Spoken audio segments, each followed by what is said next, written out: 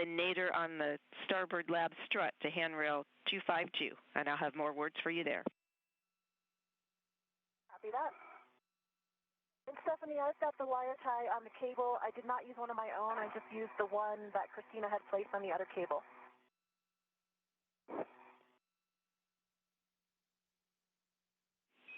And we copy. Thanks for the report. That's a good config. You can egress the truss, check your safer handles down.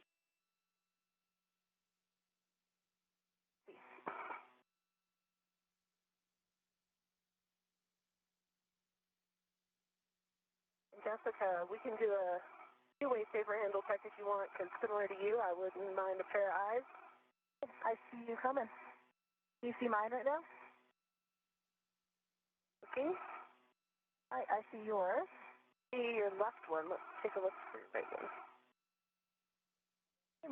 I can see your right. Your PTT is blocking your right one right now. Okay. Yeah, that may be the case.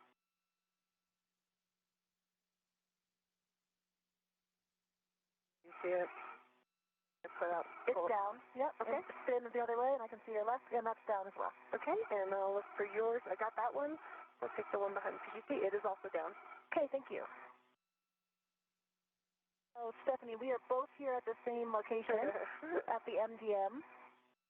I'm finished with the work here, so you know what you suggest.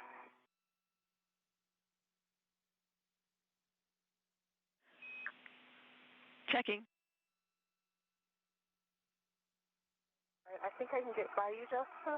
So, out to the work site. Okay.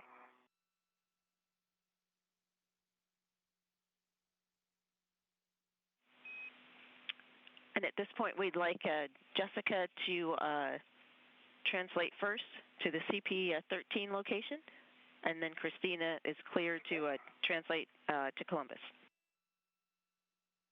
Okay, so I will move farther port, Jessica, so that you can head down. Okay. And is she taking the starboard seater? Yeah. The starboard bob? Okay. Yep. All right.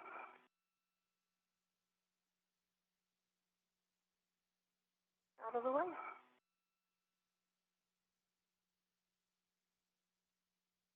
All right, thanks.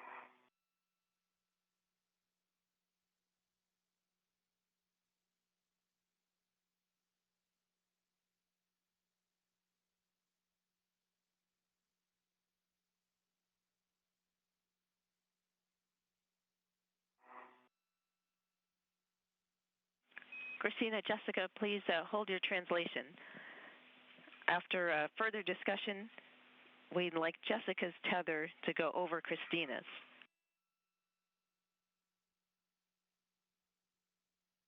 Okay, I'm already down on the lab. And I can see my tether running straight back to the point now. So do we need to do a switch here? I do see that they are crossed. I'm not sure if Christina progresses. We're checking. Please stand by. Yeah. Okay. Seems like if I were to just go, if you were to move forward on the port side of the lab, and I were to head down and face starboard, yeah, I don't think it's going to make a difference. There is a twist there. I don't know if you can see it. Past those two boxes. No, I can't. I can see where it comes together at those boxes. Yeah, so it's right behind that. And it's not, it might not be a twist. I think that mine is just underneath yours. Jessica, Christina, if the two of you can see your tethers, we're happy for you to manage it as you see fit. Okay. So yeah, Christina, I can see it. I think that mine is just under yours, and I don't think since we're both going out from here, it's going to make a difference. When we go back to clean up the tethers, we'll just have to double check them. Yeah, you can just spin one around the other when you remove one of the big hooks. Right. Okay. So from what you're seeing, if I were to come down from starboard and just head forward, saying that looks okay? In your view of the... I think so. Hold on. Let me take another look. I can start moving in that direction to kind of get a feel for what they would do. Yeah. Yeah, I'm not sure. I can't really see it now.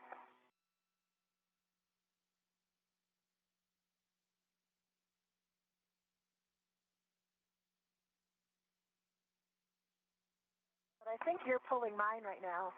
See what's happening with my tether? Pulling behind my back. I think that might be because you're moving yours. I just don't have the clarity to tell if that's a full twist or...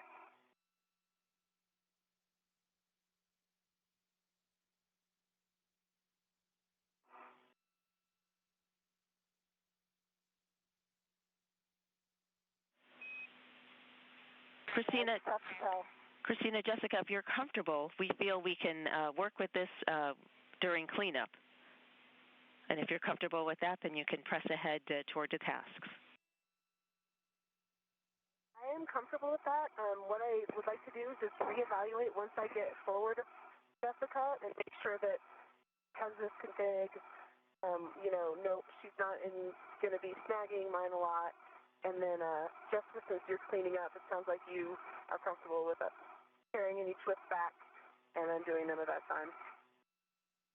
Yeah, I think so. I mean, you can tell that, like, my tether is behaving really strangely right now because it's on that twist point. It's, with your tether there, it's kind of bobbing around. Maybe once I move forward of you, the twist will move towards us and we can get better eyes on it. Okay? All right, so I'm going to continue to move forward on the starboard side, and I'll make sure that my tether stays over you. I'm going to get caught on the back of your foot. Okay, copy. And yes, it does appear to just be not a twist, but yours is just over mine, and once I move forward, I think they'll stop pulling. Okay, but can you see mine right now? Yes, I can. It's coming off of your left side, straight back to the tether point. Off my left side? Yeah, so it's coming, it's like in front of you. It is from your right C-ring extender, but, across your body. Is it behind me? It's not behind your back, but it's just off of your left side. So, for example, if you put your feet towards it, it would come down in front of you, and then if you wanted it on your right side, you could put your feet back down. Christina, Jessica, once you two are stable at your task locations, I'll take a glove and a half check. Copy. And Stephanie, were you going to talk me along my translation path?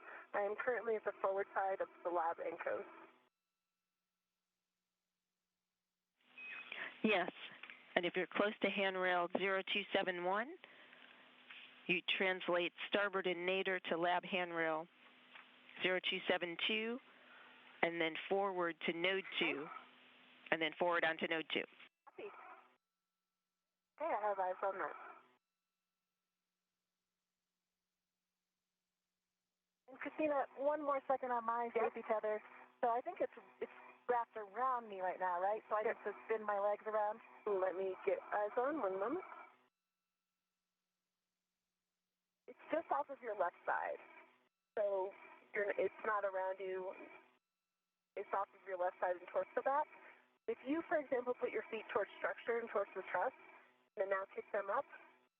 There it goes. There it goes. Okay, I see it. Perfect. I see it now. Thanks. Yep. And now ours are deconflicted, so they're not crossing. Once I move forward, they won't be crossing, but they're just going to each, there will be, one will be over the other, but just by virtue of where the anchors are. Okay, copy. I think I also see that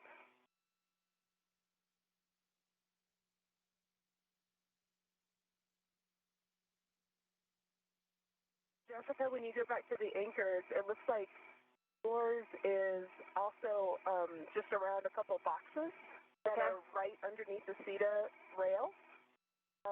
So just be mindful of that when you go back that way. Okay, copy.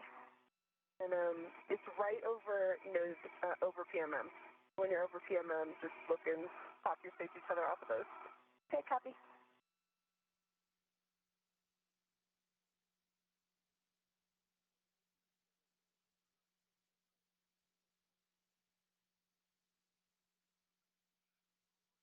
And I am on node 2.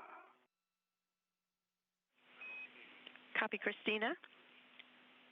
Once you see Node 2 handrail 332, then you'll translate forward along the gap spanner to Node 2 handrail 345. That's the green hook location. See inward.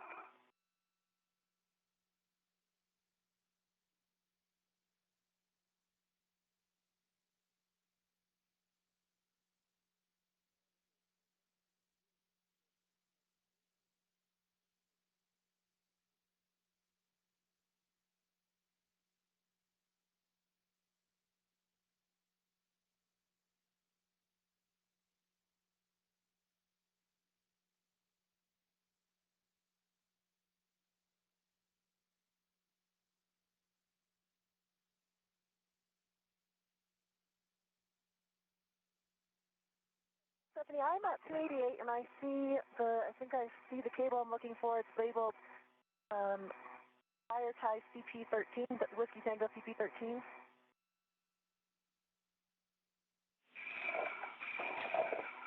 That's all right. CP13, wire tie CP13. Okay, so it looks like I just need to take off this one wire tie, and that it is integral on the cable. Is that what you're expecting? That's affirmed, Jessica, and there are 3 cautions. Avoid inadvertent contact with the wet stanchion. Do not use EWC antennas as handholds. Avoid inadvertent contact with the seat light. Copy. So, Anne, you were just saying that this is looking a little familiar? That is very familiar work site. The bundle that Jessica is picking up right now is actually the last task that I did on my last spacewalk back in April.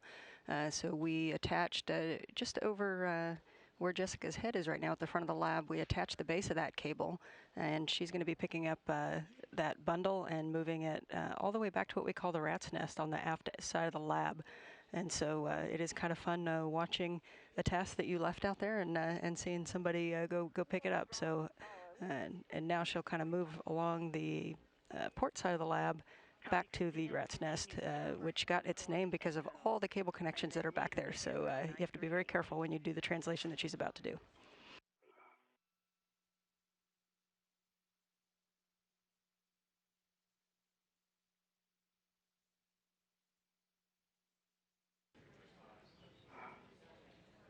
When you say that you're just wire tying something down, that sounds really simple, but I'm guessing that in the gloves, that makes it a little more difficult. Yes, actually, putting cables down can be really exhausting on the hands. Part of the most complicated part of the spacesuit design is actually the gloves, because they are pressurized just like the rest of the suit. And so these gloves, if you relax your fingers, you're going to see the fingers go forward at about 45 degrees, which means in order to either fully open or fully close the hands requires force by the spacewalkers. And so when you watch these 2 spacewalkers translate, you'll actually notice that they don't grab onto the handrail. They often just tuck their hand behind a handrail, and that prevents them, that kind of saves their hands over this many hour-long spacewalk. It saves their hand fatigue. And so what Jessica is going to be doing is installing wire ties, which are just basically kind of like little twist ties, well, they're large twist ties. And so she's going to put the cable down next to a handrail and then use one of those metal wire ties to create twists. You're going to hear her call 3 twists, and that's what we've determined is a safe configuration that will that'll keep that cable onto the handrail for a long period of time. So you'll hear her call 3 twists, and then she'll kind of tuck it down so it's a low profile so that the next spacewalker that comes out can still use that handrail. For my translation here, I know I need to get it along the zenith on the end cone and underneath that cable tray, but I don't think I can translate there because of all this. Without the gap spanner, I don't think I can get over the cable tray. So I've got the cable with me, and I've let out some of the wire ties. So I'm going to translate back over the cable tray and then go forward. Was that what you guys were envisioning? Checking.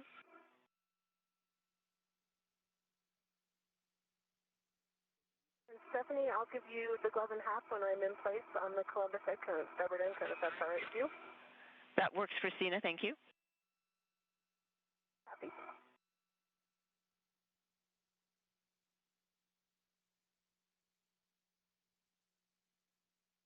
give you a little more on that, Stephanie, what I'm thinking is I'm going to go over the cable tray, then go forward on those handrails, and then I'll go back port a bit, and I'll be able to pass the cable rail under the tray from the other side. Jessica, we like your plan. Okay. Jessica has eyes on that face each other. They are crossed close to the area where they're behind some boxes under the cedar rail. That's just starboard of the starboard cedar cart, so no change to the config that we had when we first came out and that we're expecting to clean up when you do face each other's at the end. Okay, copy. You were talking about a little bit about how the gloves are to work in. We actually have a question from a online someone online who's following along. This one is from Denise, and her class would like to know how the gloves work. They actually are asking if they're magnetic, which I guess would be useful. Yeah, that is actually a great idea. We should look into that. But this version of the gloves are not magnetic. They fit like a puffy ski glove would. However, they're very complicated inside. As I kind of mentioned, your hands get very fatigued over a long period of time. So the better the gloves can fit, the better you're going to be able to work. So they actually work just like a normal glove, which means it's your hand inside that's moving the gloves. No special tricks. No special tricks, unfortunately, but they are an extremely important part of the spacesuit, especially to prevent from any cuts. And so you hear them often doing glove checks, and that's because, as you can see, these spacewalkers are touching and grabbing a lot of different things on the space station. And the space station was designed not to have any sharp edges that could cut a glove, but over time, micrometeoroid strikes can cause sharp edges on the outside of space station. So we're very aware of inadvertently getting a cut in those gloves. And you see the gray layer on their palms. That's actually part of a triple protection system on their palms. And so on the closest to their hand is what we call the Vectran, and that's kind of a very tightly woven material that prevents from cuts. On the high wear areas, mainly on the pointer finger and the thumb, and some of the finger crotches, we have what we call turtle skin, which is another reinforced layer to prevent cuts. And then the outside rubber layer is the RTV. And so there's different criteria that the safety folks on the ground here track on what's allowable damage on a glove during an EVA. They do inspections beforehand, inspections afterwards. And they are pressurized gloves. And so we also have a palm bar that's just basically a bar that goes right across the palm of the hand that you can tighten down. That gives you kind of a fulcrum that you can bend your hand over. So it's not exactly like working on the ground, but they are pretty fantastic design. They are one of the most tricky parts to design and size for spacesuit designers. And actually inside every single one of those fingers, at every finger joint, they can adjust the sizing on it down to the millimeter. So each of these gloves are custom made and custom sized for the astronauts. They just need magnets. If they could add magnets, then that might be great. Cable tray.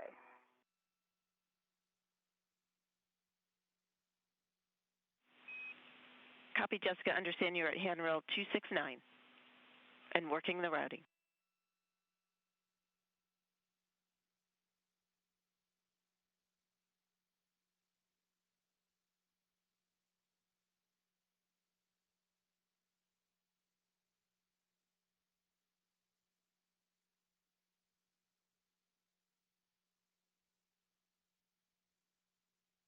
Still seeing a view here from Jessica Meir's helmet camera, looking at that Ethernet cable that she's working to tie down. I'm going to be routing it over to a video stanchion support assembly where one of the video cameras on the exterior of the space station is.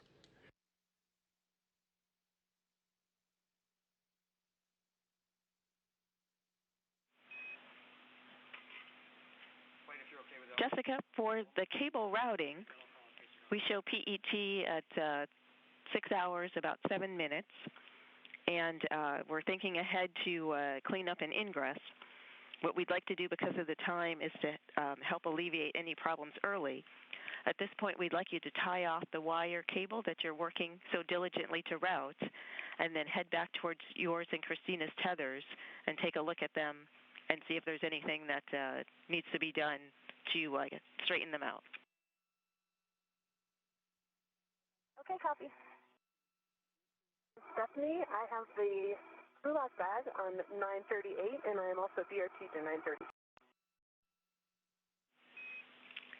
Copy, Christina. There's a warning and a caution. Minimize extended contact with exposed trunnion and scuff plates. Maintain positive inward force on bolts while installing. Pulling the T-stop away from structure could prematurely engage the bolt lockout mechanism. Copy. Stephanie, I've got the cable routed underneath the cable tray, and I'll get it on a wire tie on 269, which I believe was the first spot for it anyway.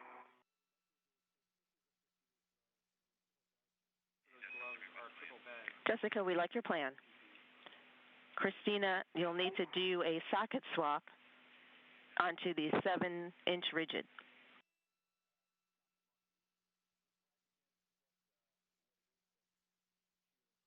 A little bit, but I believe I'm putting the 5/16 on my PGT. That's right, 5/16 by 7-inch rigid socket on your PGT. Work.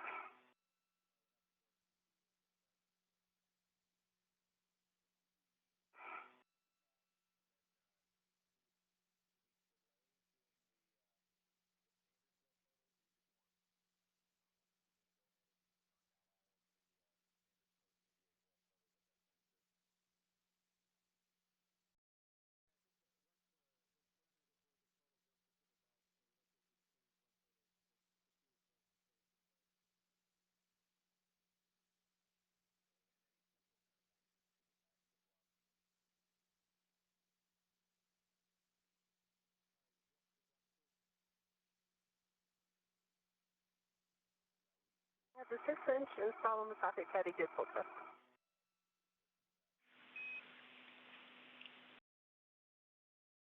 The T-stop using one of your mini workstation ruts. Okay, and I'm still working on getting the swap onto the PGT. That was just a removal of the one that was on the T. Copy. Thanks for the clarification.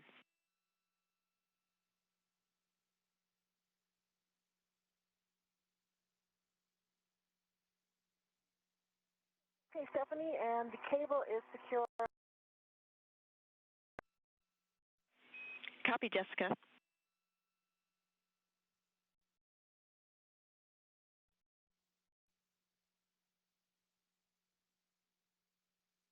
Okay, the 5/16 7-inch rigid is installed in the PGT. Good pull test.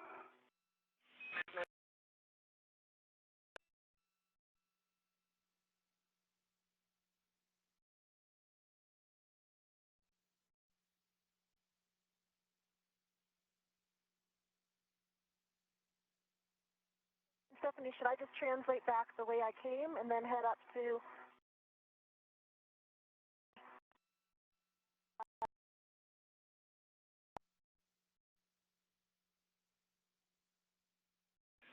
Checking.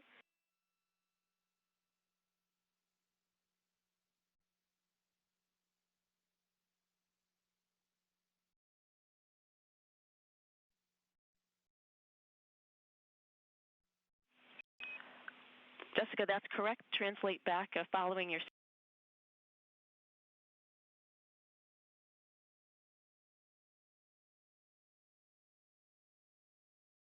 We're getting that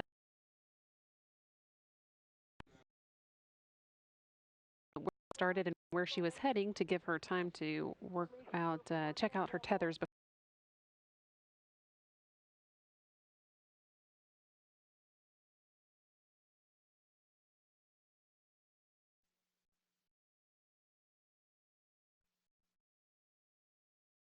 Christina Cook is at Columbus getting ready to install the extra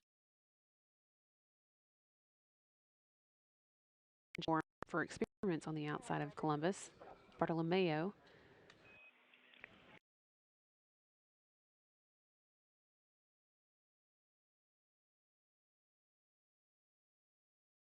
Yes, Christina is actually working at I attempted to do on a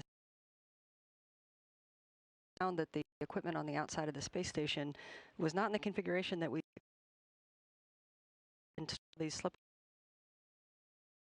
designed them, and Christina is going to install them now on the trunnions. And what they are basically kind of empty pipes. If you think about a hollow pipe sticking off the front of the space station, that's kind of the best way to picture it. And these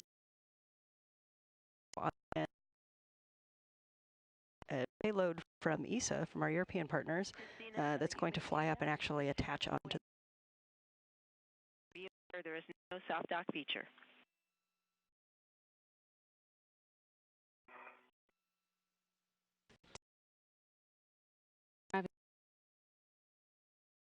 Them set in and then tightening them up before she puts one more bolt in the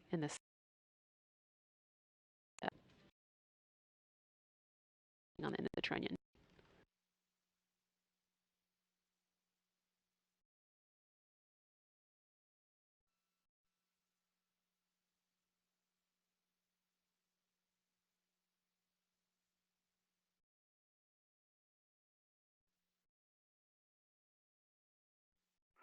I am ready for PGT settings. PGT settings.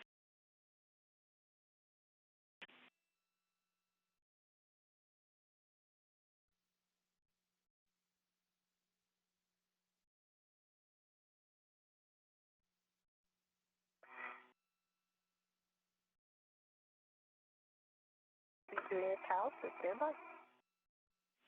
Copy. Okay, and I see your tether running back along the lab, and mine was. I'm going to head up.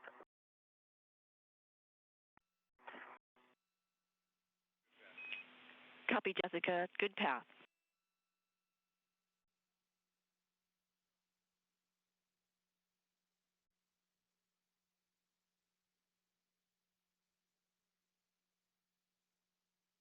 I have PGT settings Bravo 1, clockwise 2. PGT settings.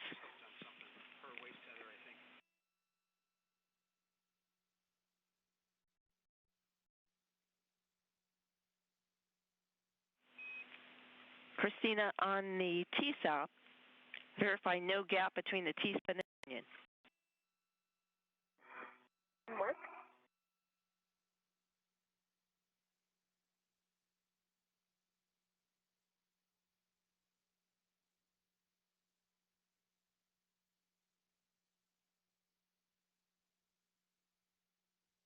No gap. Copy, no gap. While maintaining positive force on the T-SOP toward the trunnion, we'll be working first with bolt 1. You'll push on the bolt while driving and drive it only 14 turns. 14 turns. Good readback.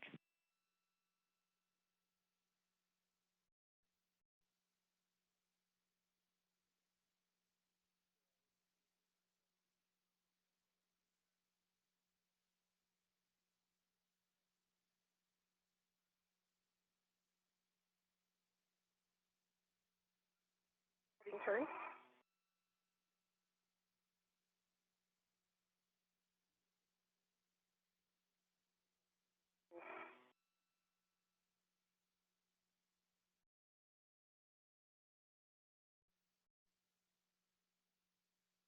I am applying, Stephanie, quick report, I am applying downward force, and T-SOP itself still floating up. I think maybe the bolt is starting to engage, but the bolt is not rigidly connected to the T-SOP. I think this is the feature that we talked about where it's in some threads and it just drops down, and now it's engaging into the trunnion pin. If you agree, I'll keep driving. We copy the report. Christina, keep driving. Copy and work.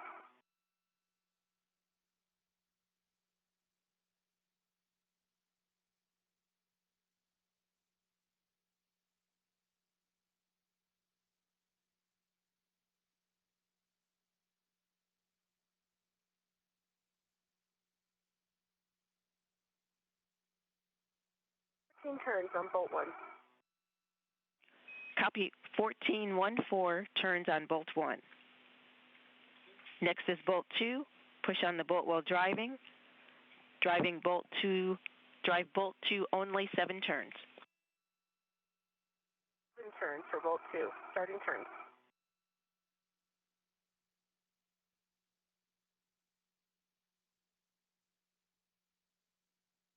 Okay, so I am at the twist in our tethers. So right now, Christina's tether is 7 turns, bolt 2. Copy, Christina, 7 turns, bolt 2. Bolt 3, push on the boat while driving, 7 turns only.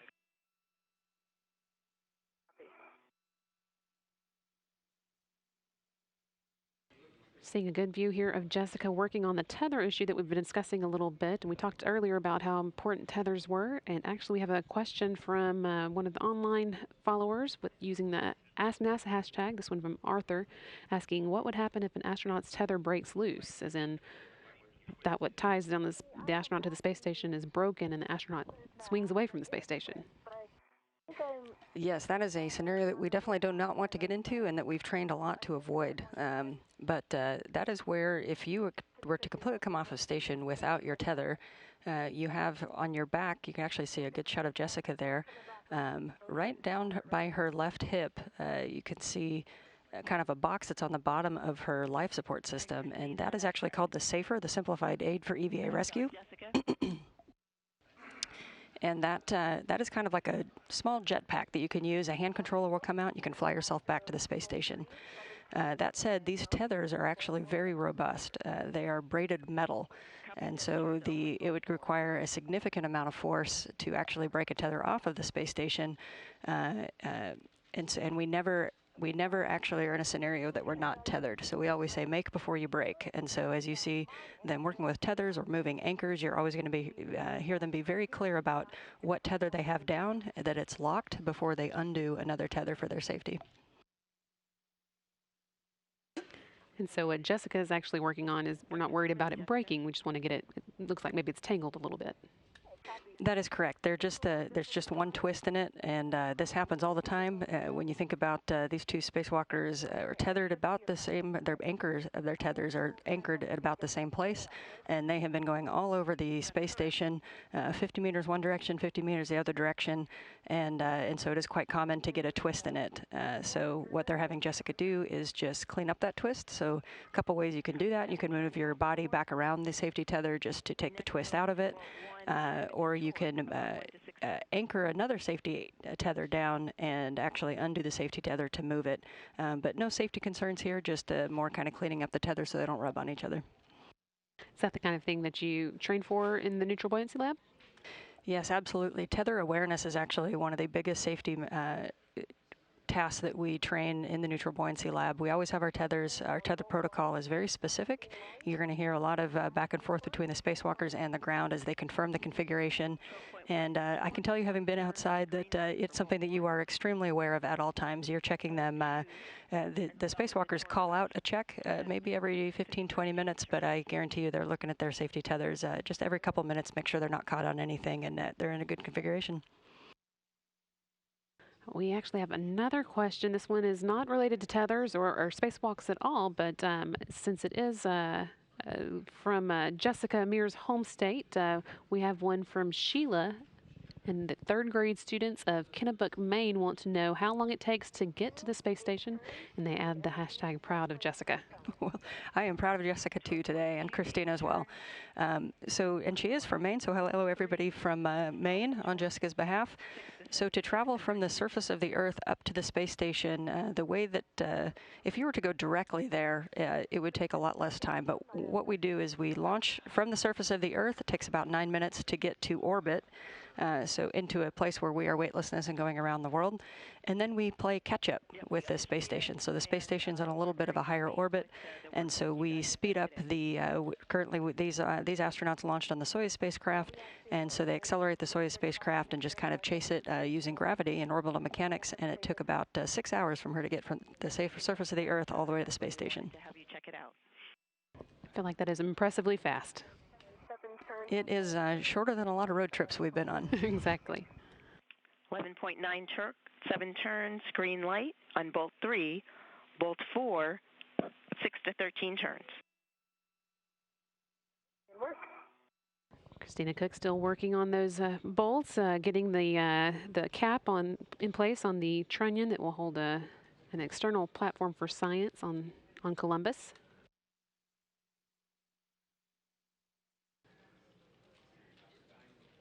And a half turns, green LED, 11.8 foot-pounds of torque.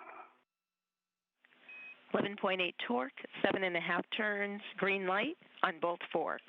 Verify no gap between the T-stop and the trunnion. Gap. Copy no gap. Install bolt 5 to torque 6 to 9 turns. See you.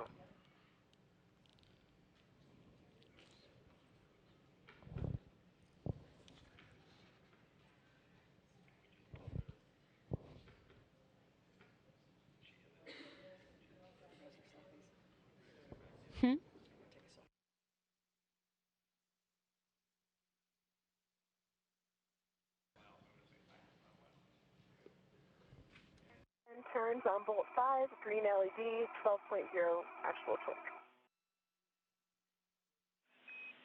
Copy 12 on the torque and green light. Say again turns. 9. I believe you said 9 turns for bolt 5. That's affirmative, 9er. Copy that. Unlock and release the ret from the T-stop.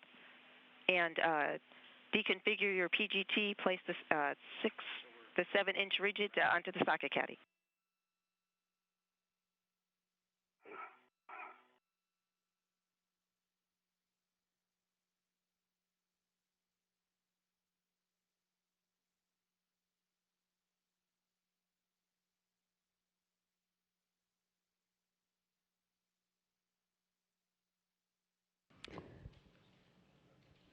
Christina Cook, they're finishing up that installation on the trunnion, the cap on the trunnion that will be used for a future platform on the end of the Columbus module for science experiments on the outside of the space station. The atmosphere out here, then you come through the windows inside. Really incredible view. Copy that. Very nice. Jessica Meir taking advantage of a little downtime to get some photos. Crew members now 6 hours and 25 minutes into today's spacewalk. They finished installing the new battery charge discharge unit about 3 hours ago, and we are hearing reports here on the ground now that it is looking good. There is actually charging the batteries, so that is definitely a good sign. Getting a good checkout now that it's installed, and that can be that can be a good report on the spacewalk work done today. You can bundle up the crew lock bag, head back along your translation route, and picking up your green hook at node 2345.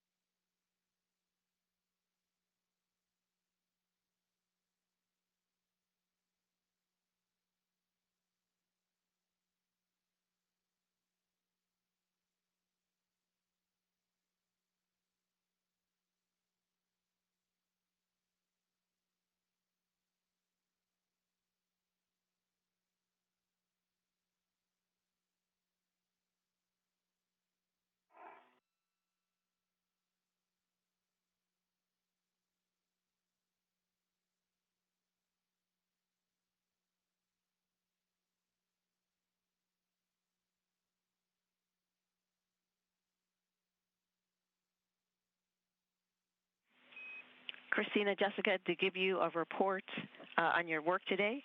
We show that the battery charge-discharge unit is fully powered up and working. That is awesome news. Thank you. Amazing news, Stephanie. That makes us very happy. Makes us very happy as well. And we're 1 minute from 20-second LOS. Happy that.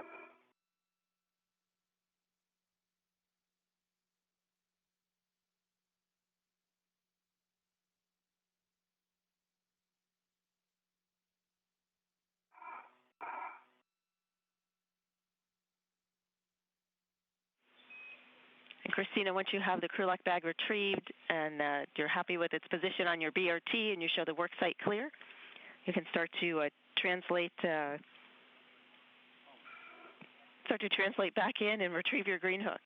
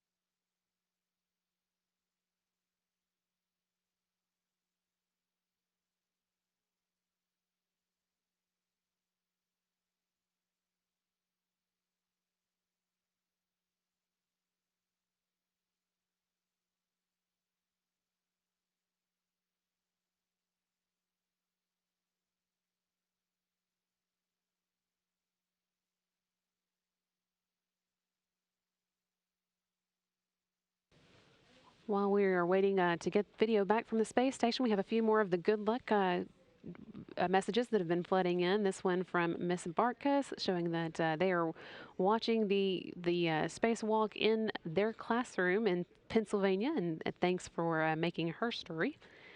And also one from Amanda showing her daughter watching the spacewalk.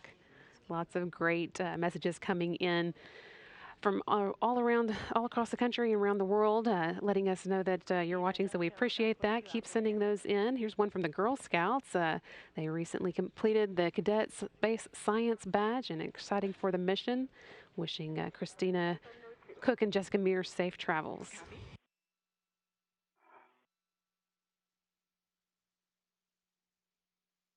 Retrieving my green hook.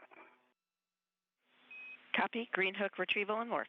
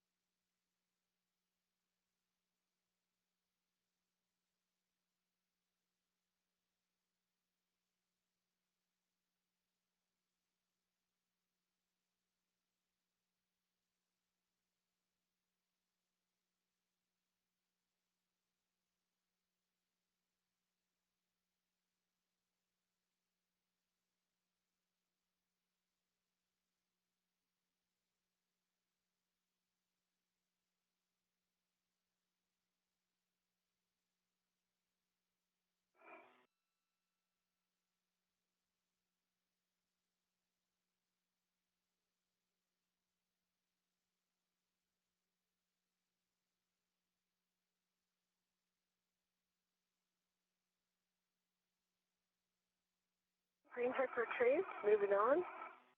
No one of these translations involves the gap scanner. Jim my way backwards. I believe it's this one. And we concur. It should be taking you out towards Node 2, handrail 332.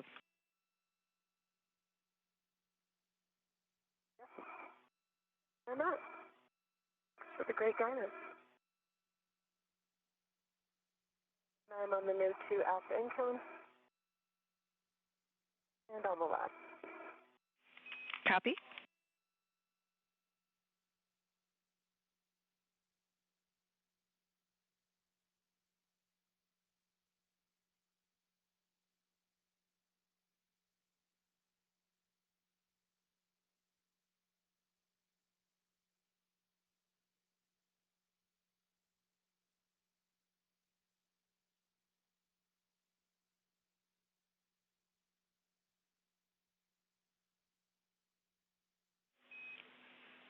For Jessica, as you were checking out the safety tethers, can you tell us, did you need to translate onto the CETA cart?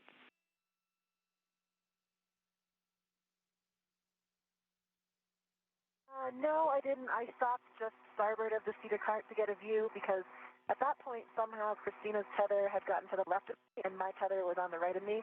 But I was able to get it underneath my legs and to the other side, and they're both on the right side. And then I had a good view straight down. So I didn't actually go up on the CETA cart. We copy. Thank you for the report. I'm happy to just give them another tap again and just go.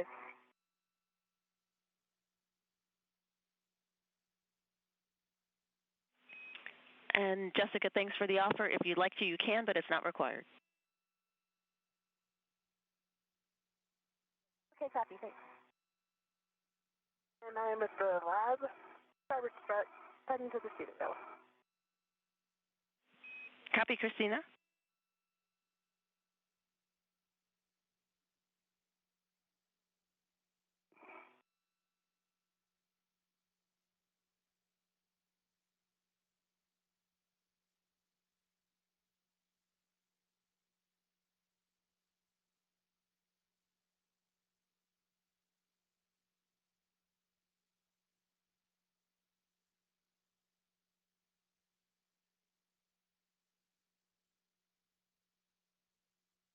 Into the CETA spur. Copy.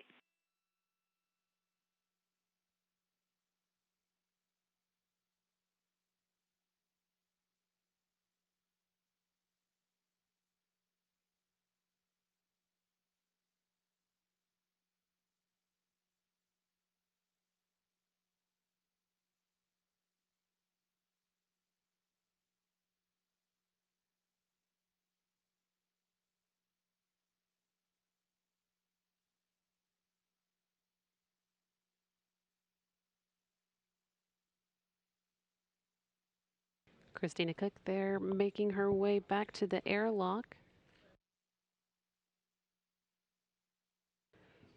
Getting close to the end of today's spacewalk. We're at the 6-hour and 36-minute mark, about an hour longer than the spacewalk was originally planned to go, but the crew was able to get a lot done in that time.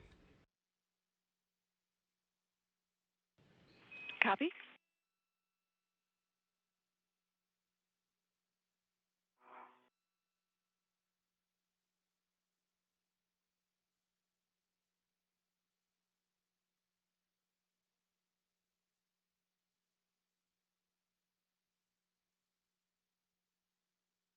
And I'm at the airlock. Copy that. Thermal cover open. Copy, thermal cover open.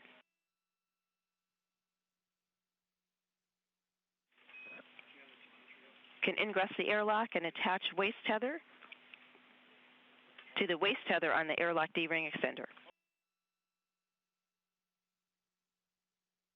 In work.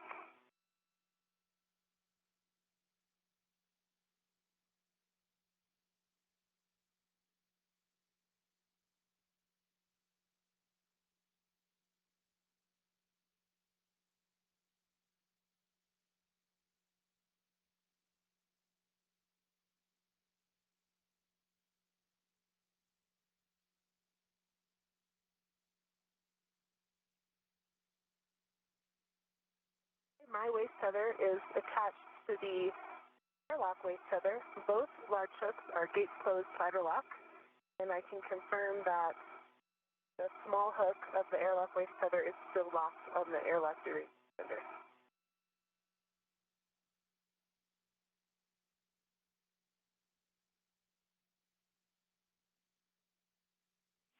Copy.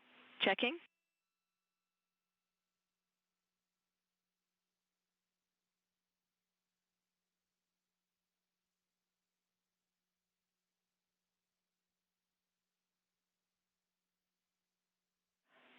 Christina, we're in a period of Radicom. We believe you dropped out. We missed the small hook config. Small hook is the closed spider lock of the airlock dereading center. That's the small hook of the airlock waist tether. I can also confirm that my small hook of my waist tether is gate closed spider lock of my left dereading center. We copy. Good config.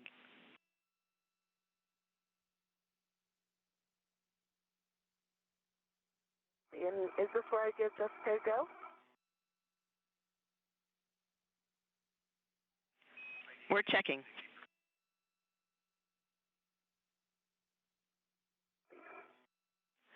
And as a safety precaution, Jessica, we would like you to lock your waist tether first before any further safety tether config. Okay, copy. That's in work. My safety tether is locked. And Jessica, I copy. I believe you mean your waist tether is locked.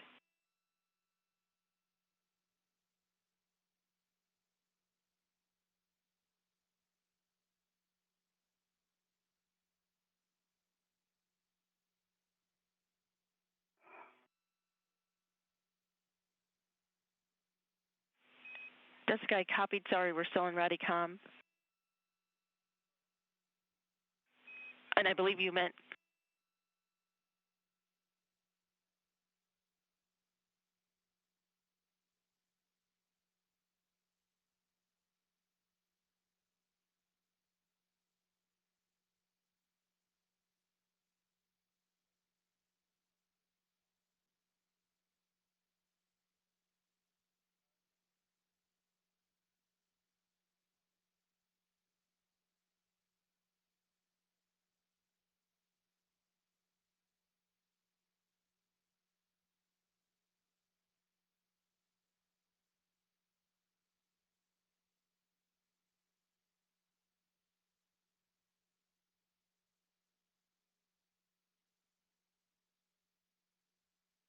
Jessica, you probably have me okay, right? I think it's fine. Yeah, it's fine between us. I'll just say hi. Jessica. Okay. No, I think we should wait. Yeah, I do too. Jessica, we're back with you. Double check your waist tether locked. Yes, my waist tether is locked.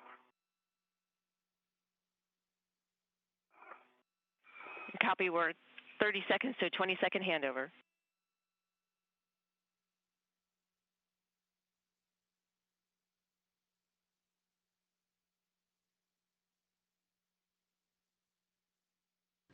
Crews making their way back into the airlock, or actually already getting into the airlock, but we're in a period where we don't have video of it at the moment.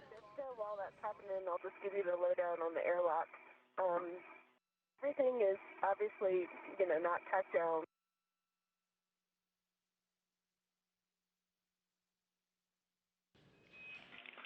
Chris. And the voice communications with the crew is a little bumpy as well.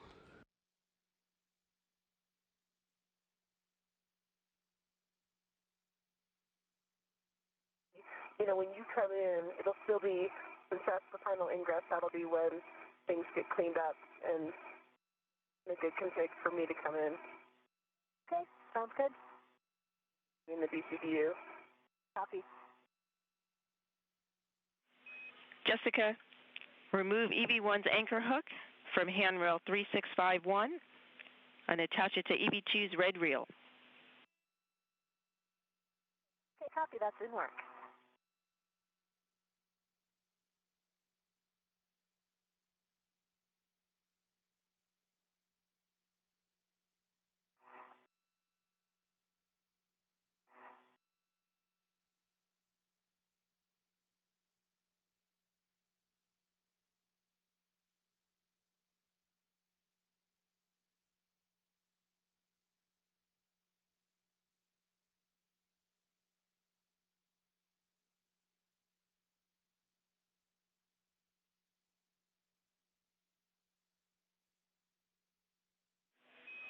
Christina, if you've not done so already, you can stow the Get Ahead crew lock bag in the airlock.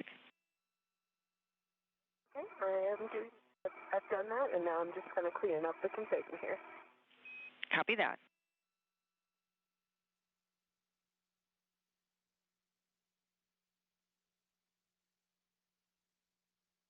Stephanie, I have removed the twists. I have Christina's anchor hook closed and locked on my red reel. Copy.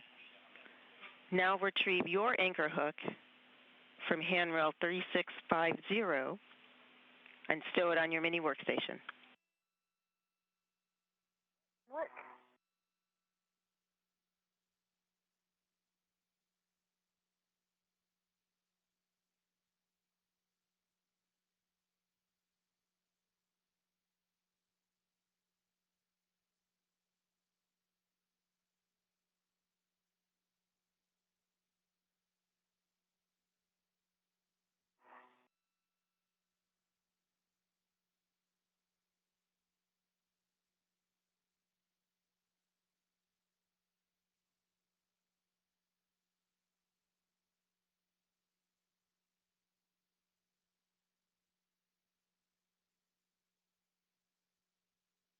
Yeah, my anchor hook is on my mini workstation. Copy that. You can translate to the airlock.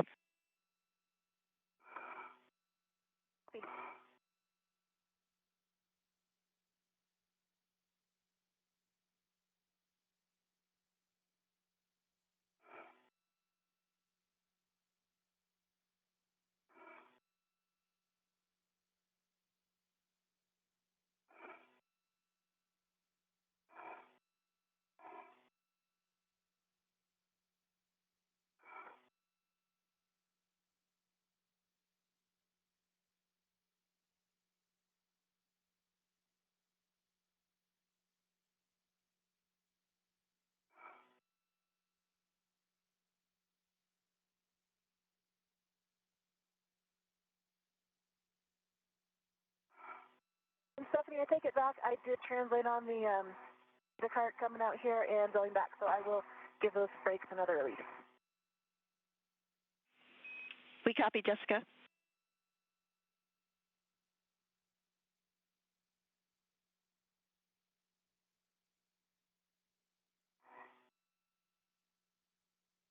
Okay, and that is complete on the starboard seat of cart.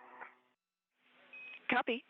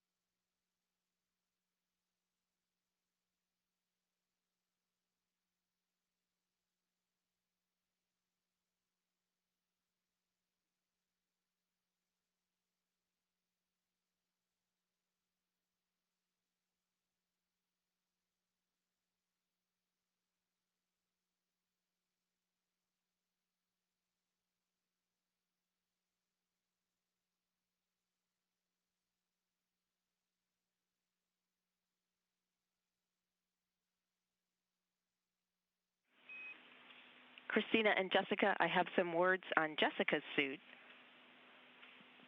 There is potential to receive a battery volt decay message. That would be BAT V decay on EV2's Jessica's suit. We expect that in perhaps 20 minutes. When that message enunciates, you have 1 hour left of battery power. Connecting the SCU to your DCM fixes the problem. Okay. Yeah. I need it. Well, thank you.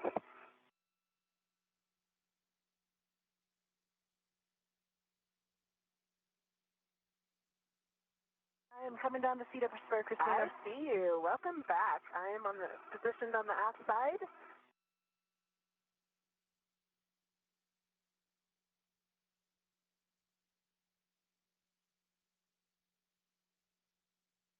Looking good.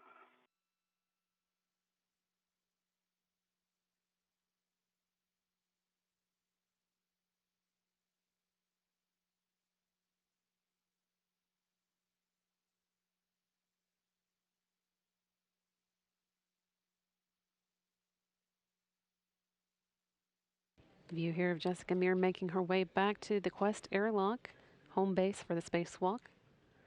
Christina Cook's already there, hanging out, waiting for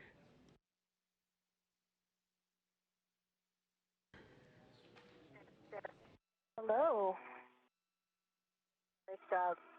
Job today. Two.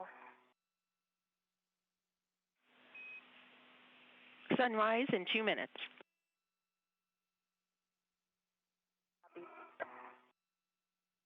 Hey, Christina, you have a go for me to get underneath here and get in? I believe so. Check with Stephanie, but I believe that's okay. We concur.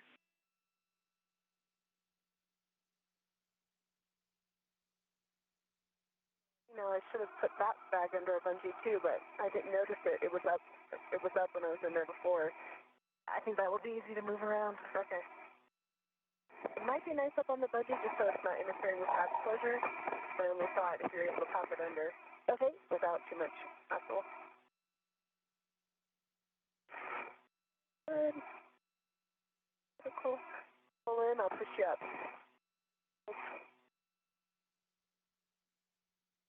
The top of your foot on the side of the thermal cover hinge. Yeah. And pivot your body good. Here, I'll push your legs back. There you go. I'm still not quite vertical. Yep. Nice. There we go. Nailed it.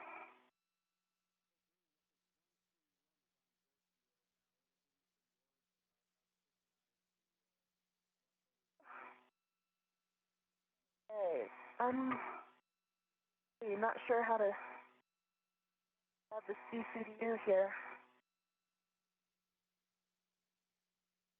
It was tucking up, again, you know, like we were talking about, half, port side, pins towards the wall.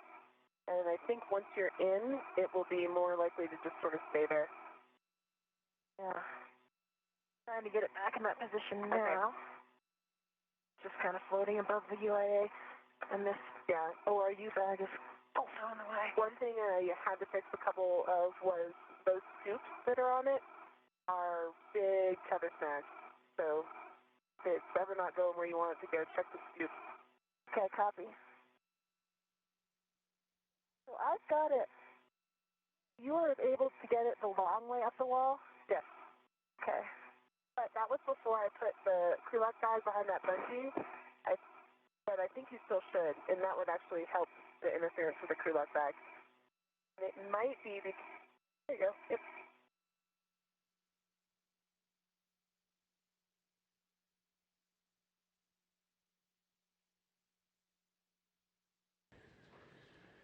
Meir and Cook starting to move back into the Quest airlock. This video coming from Jessica Meir's helmet camera. Try to get Spacewalk won't be considered done, however. take your time. I think this is a time and a good investment in our closing airlock ops. So Spacewalk won't be considered over, though, until they begin repressurizing the Quest airlock.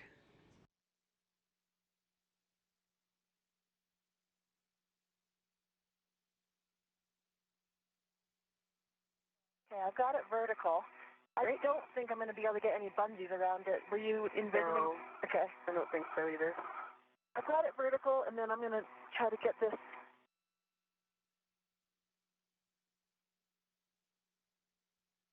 Or you bag off of the. Okay, so I've got it vertical now.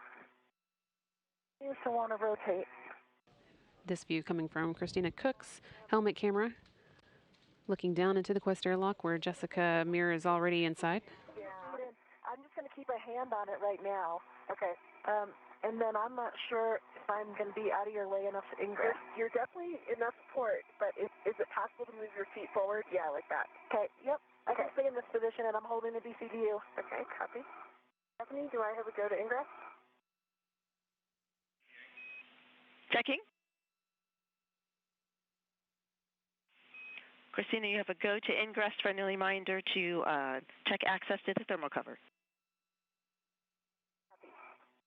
And Christina, I did not move that Krulak bag, so if you wanted to, you need to do that. I'm trying to head first to ingress. Okay, copy. And my Krulak bag is in a good spot.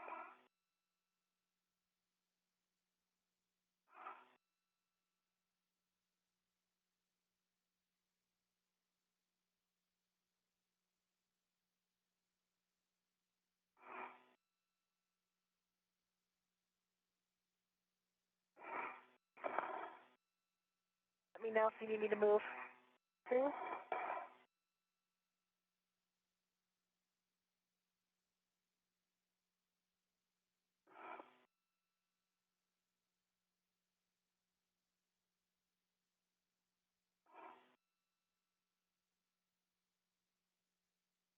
Other option, if you're not going to be able to get your feet all the way in because of BCDU, if we put it lengthwise, then you could probably put your feet over it. Okay, we can try that. I don't know if that's what's happening right now. That was just a... Looks like you're almost in. I'm going to move my feet port now. Okay. So if you're able to see them, let me know if I'm walking them in a bad spot. Okay, they're right up against, going to be right up against the BCDU. Okay. Can you bring them more toward me? More station More forward? Forward? Yep. That. There you go. You're good. You're underneath the BCDU now. Above you. Copy. Do you need to come more port? No.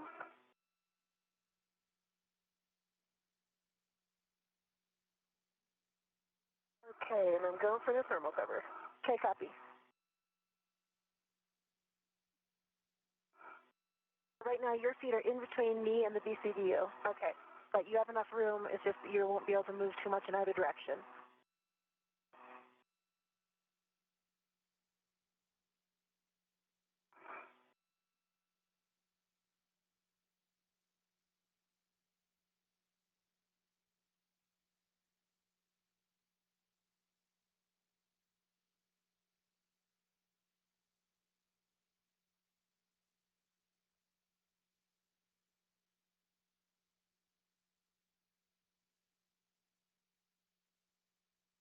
Trying to move as far station forward as I can for you.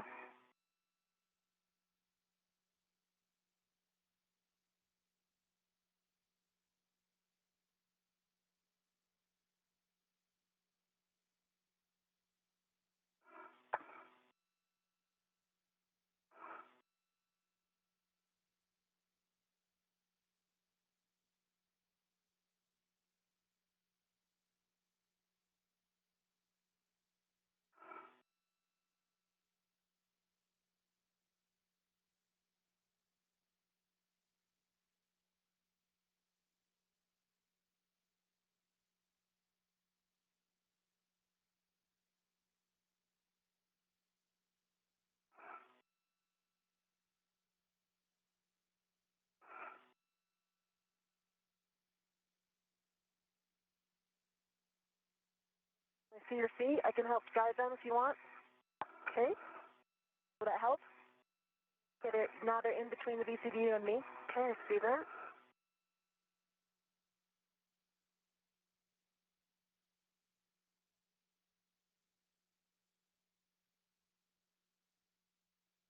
me, thermal cover is closed. Copy, thermal cover closed. Nice work. You can remove your SCUs from the stowage pouch.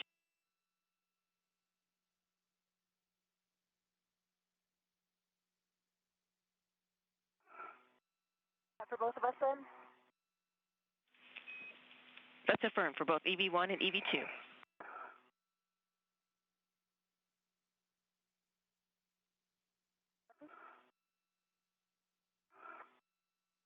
Okay, SCUs removed from the pouch.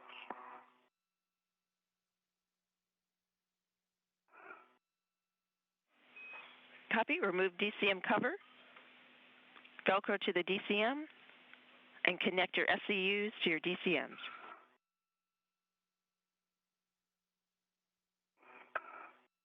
Work.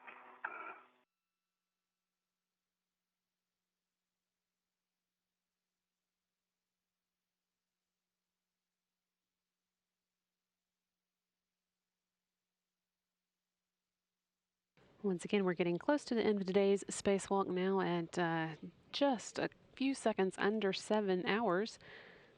But we're not quite done yet. We won't call it officially over until the crew begins repressurizing the Quest airlock. They are both now back in the airlock, however, and have one part of the hatch closed, the thermal cover that If I'm going to be able to orient it with that.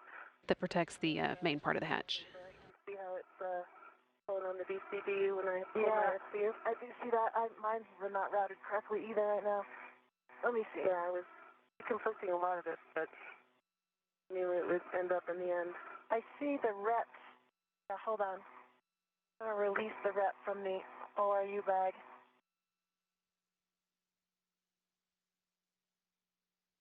Not going anywhere. I'll reattach it.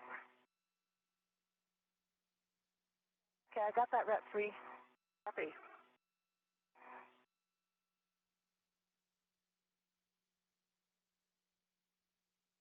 Thanks.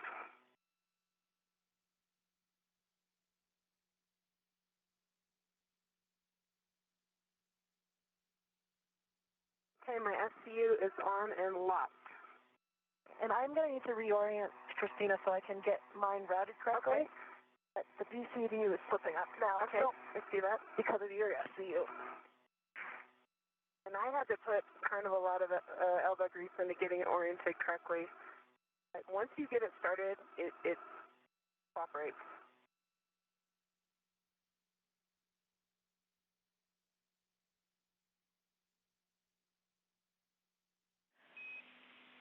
And we copy, Christina, your SCU is connected to your DCM for EV1. Jessica is reworking, repositioning, and that is in work for EV2. It's a good read.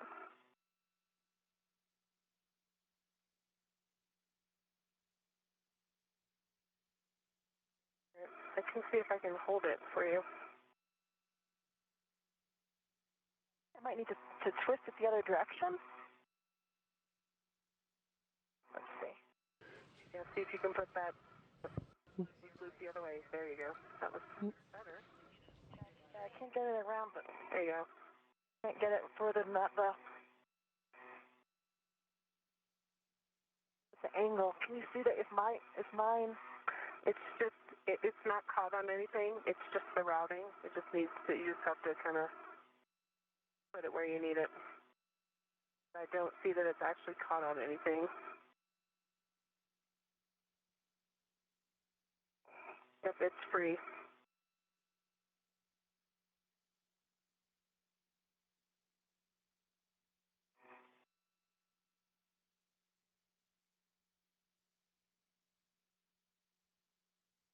Awesome. Okay, I am on and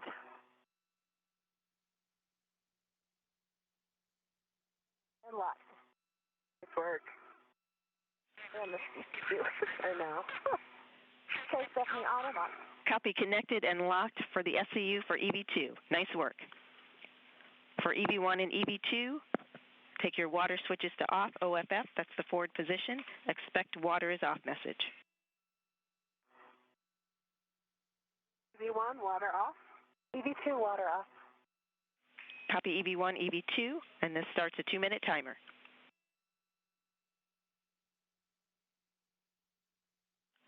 Christina, while we wait, you can verify the outer hatch is clear of hardware.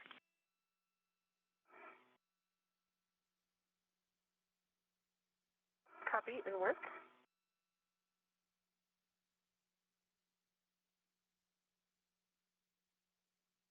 All right, this is where I'll need to thread the needle again with my legs.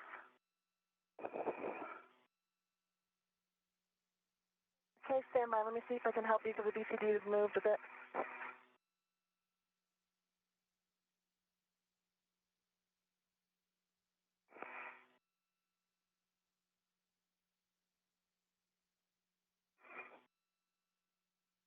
I think you're also up against your SCU with your legs. Okay. It's on the side of the BCU now. Well, I see what it is. It's the scoop on the BCD that's holding me up. If we need to, I can try to take one of those off.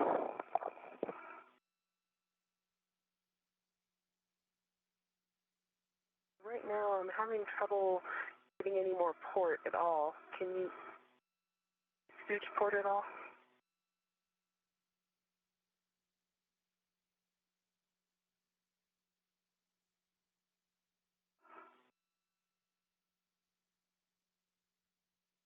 Yeah, I'm right up against the hatch now.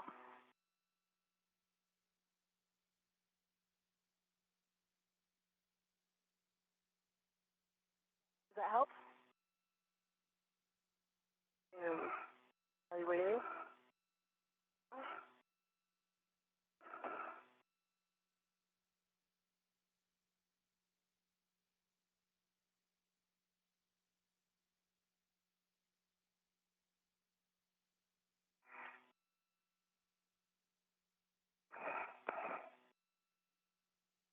Trying to get your SCU off another piece of Velcro so that it has more play, but Okay. behind the BCDU now, so I can't reach it. Okay. And the hatch is clear of hardware.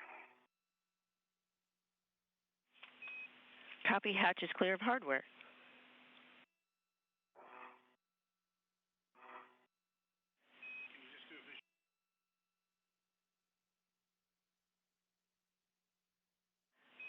Christina, on the thermal cover, we would like you to do a double check of the tabs, of the Velcro tabs, and double check that they are all inside.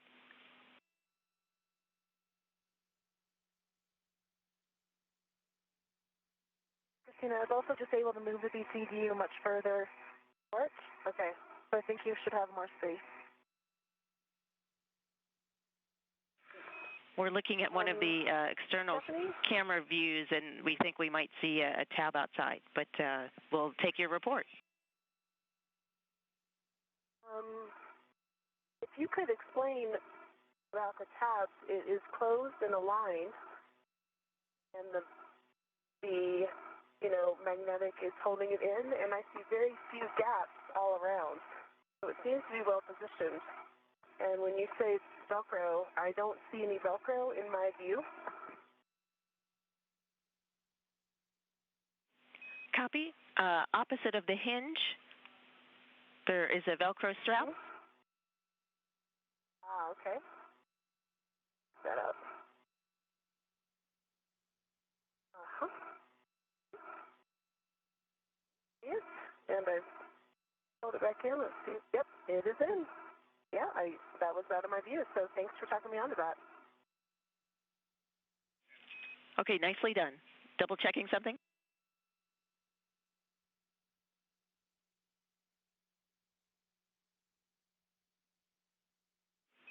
And we copy nice work on the thermal cover. Copy the hardware is clear. Verify hatch handle in position for the hatch decal. Saw there, Christina Cook and Jessica Meir's crewmates waiting on the other side of the hatch for the Quest airlock, waiting to welcome them back inside the space station. Take a few minutes.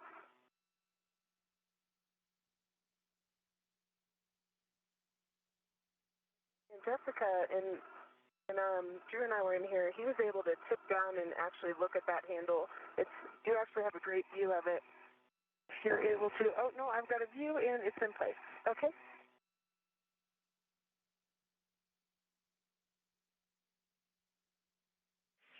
Copy hatch handle in position per the decal. Now you can close and lock the hatch. Inward.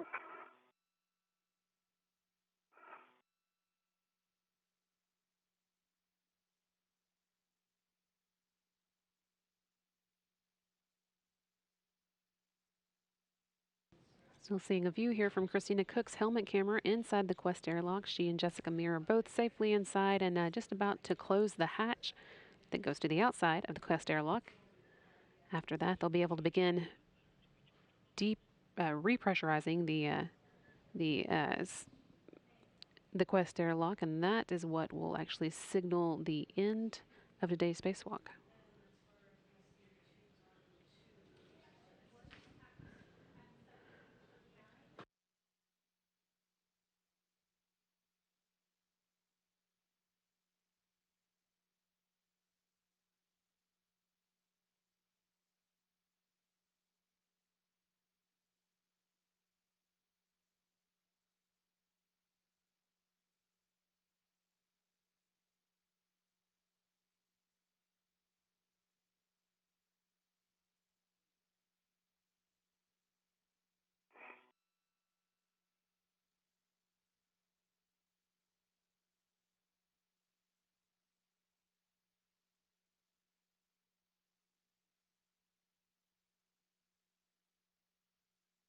Any direction I can try to move?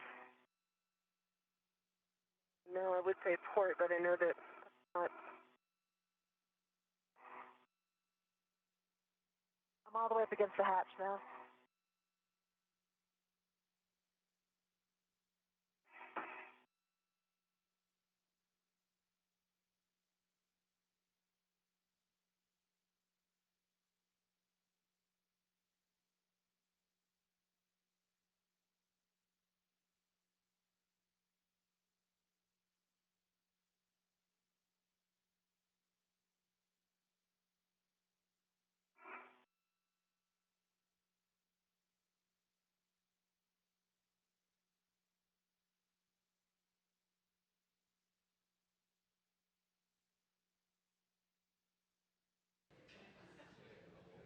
View here of Christina Cook working to get that hatch closed. That, again, does not signal quite the end of the spacewalk. We'll wait until they begin repressurizing the Quest airlock to call the spacewalk over. And even after the spacewalk does end, we'll keep covering their work to get the Quest repressurized so that they can come back to inside the space station and get out of their spacesuits.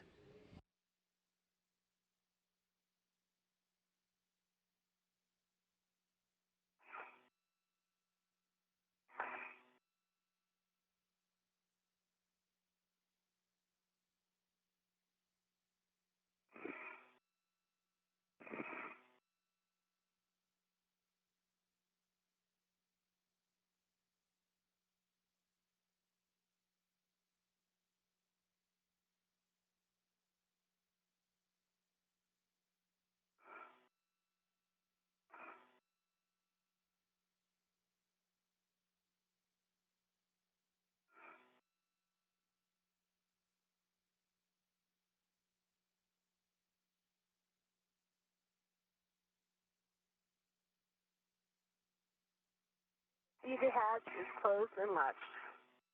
Nice work. Copy EV hatch closed and locked. With that, we show the detailed timeline complete. We transition now to the repress cue card with some checks for both EV1 and EV2. Check SCU connected to DCM.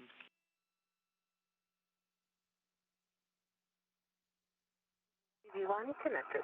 EV2 connected. Copy, check water switches are off. Water is off, EV1. Off EV2. Christina, check EV hatch closed and locked. EV hatch closed and locked. On the UIA, Jessica, check oxygen EMU 1 and 2. 2 valves are open. They're both open. Jessica, take power EV1, EV2, two switches to on. Work.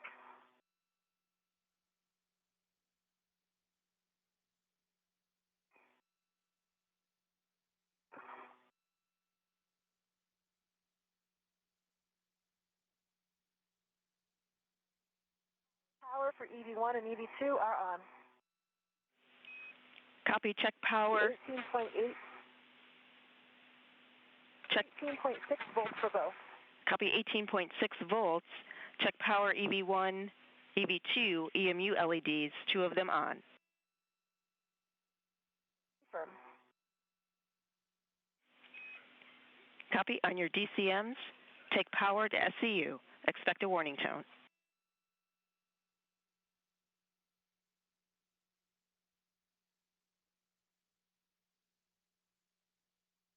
One, power and SCU. EV2 and SCU. Copy that. And with that, Christina and Jessica, with your outstanding work today, you have restored 2B to full power and completed some get-ahead tasks. On behalf of the NASA team, we thank you, and it has been a pleasure to work with you today. Stephanie, the pleasure has been all ours. It has been truly great to work with you. Yeah, Christina and Stephanie, it's been an incredible display of teamwork. Congratulations to the teams in Houston, all of our colleagues that planned an unforeseen spacewalk in just a few days. Christina and I feel extremely privileged that doing our job today meant working with all of you, contributing to what NASA does best, rising to the challenge. And today was especially an honor, as we also recognize that this is a milestone. It symbolizes exploration by all that dare to dream and work hard to achieve that dream. Not only that, it's a tribute to those that paved the way for us to be where we are, and we hope an inspiration to all future explorers.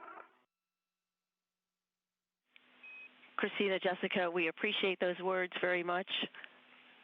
It's a very heartfelt sentiment, and we very much appreciate your words. And with that, I'll hand you over to Drew.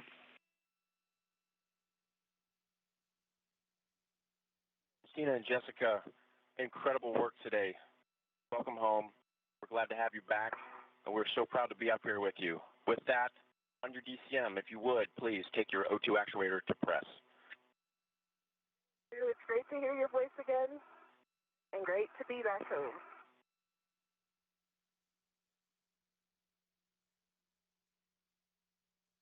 To hear your voice, Drew, and EV2 is in press. Copy EV2 in press. EV1 is in press. Copy EV1 in press. Christina, check that the EV hatch MPEV is closed. Closed. Copy closed. All right, I'm going to start to pressurize with the IV hatch equalization valve, and you let me know. I'll periodically check in with you on the rate. Copy. Copy.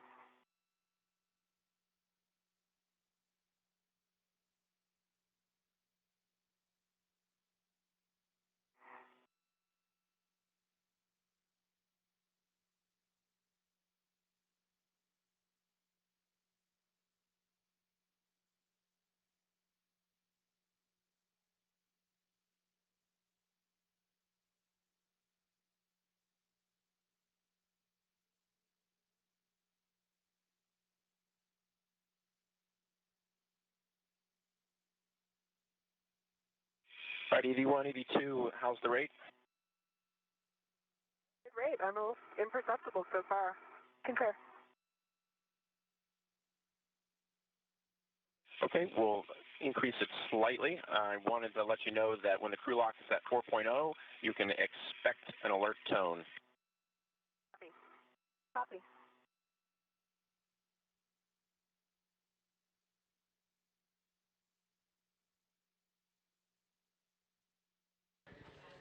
With the repressurization of the Quest airlock now in work, Christina Cook and Jessica Meir safely back inside the Quest airlock, we are calling the end of today's spacewalk as 1:55 p.m. Central Time.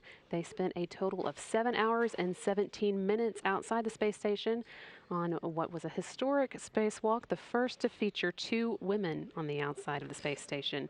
You heard lots of words about that from both of them. And we also have Anne McLean here with us, and I know that that as a spacewalker yourself and a female astronaut, it probably has some significance for you as well.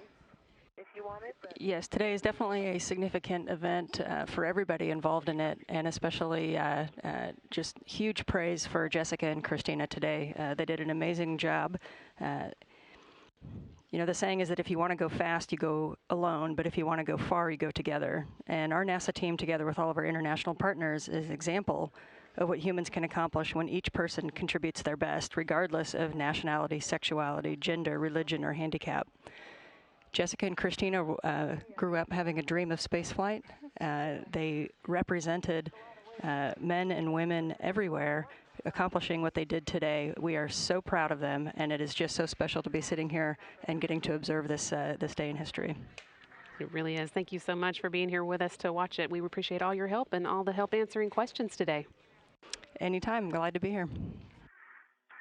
And once again, we did see that spacewalk today ending at 1:55 p.m. Central Time. That lasted a total of 7 hours and 17 minutes, and we'll come back to you in just a few minutes with some additional statistics.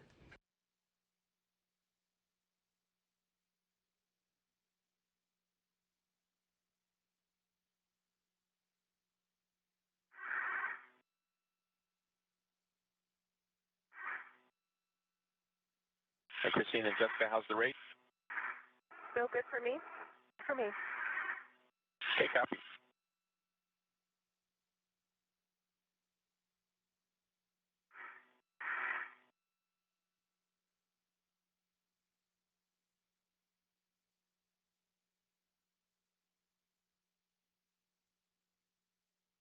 I see airlock P 4.1.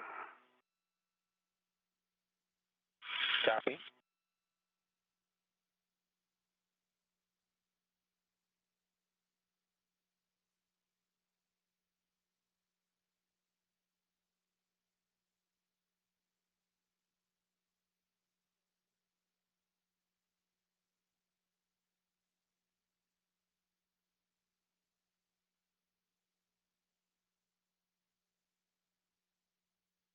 Okay, Christina and Jessica, we are at 5.0, and we're going to wait 2 minutes for crew lock pressure to stabilize.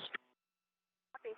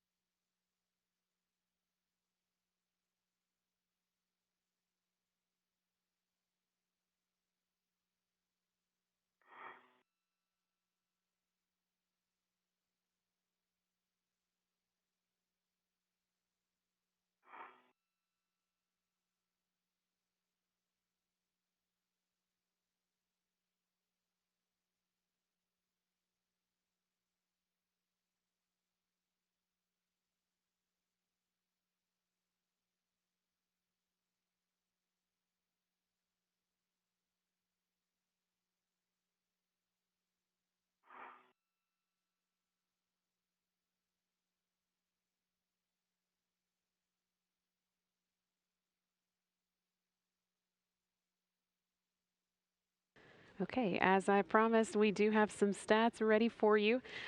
Today's spacewalk was the 221st in support of space station assembly and maintenance, Starting our 1 minute. and the 8th this year conducted from the space station. That's the 4th for Christina Cook. She's now got 27 hours and 48 minutes of spacewalk time under her belt.